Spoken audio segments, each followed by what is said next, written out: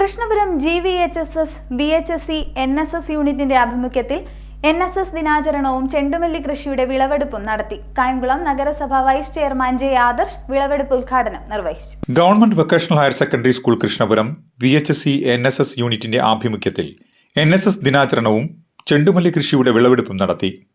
കായംകുളം നഗരസഭ vice chairman J. Adarsh വിളവെടുപ്പ് ഉദ്ഘാടനം നിർവഹിച്ചു.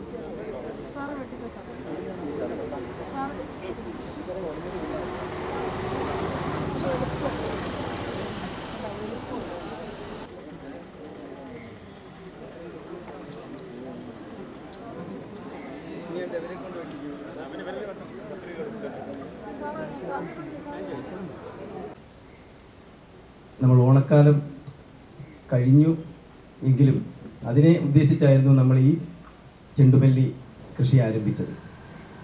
കായംകുളം നഗരസഭയുടെ 2024-25 വർഷത്തെ പദ്ധതി പ്രകാരമായിരുന്നു നമ്മൾ ഈ ചെണ്ടുമല്ലി പൂ ഒരു പദ്ധതി വെച്ചത്.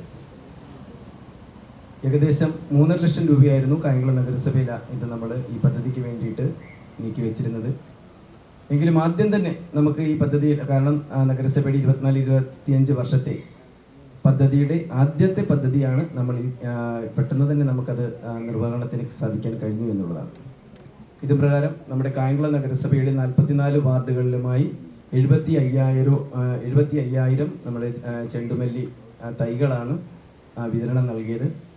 അതനുസരിച്ചാണ് നമ്മുടെ ഇവിടുത്തെ വാർഡ് കൗൺസിലർ ബിനു അശോക് നമ്മുടെ സ്കൂളിലേക്ക് ഏകദേശം 500 ചെണ്ടുമല്ലി തൈകളാണ് ഇവിടെ വിതരണം ചെയ്തത്.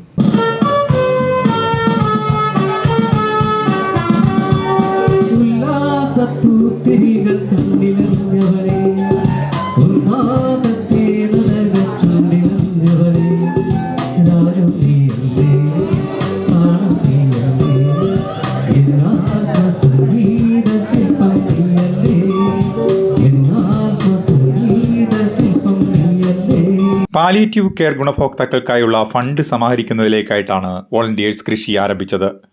പൂക്കളുടെ ആദ്യ വിൽപ്പന കൊട്ടാരം മുൻ ചാർജ് ഓഫീസർ ഹരികുമാർ നൽകി നിർവഹിച്ചു.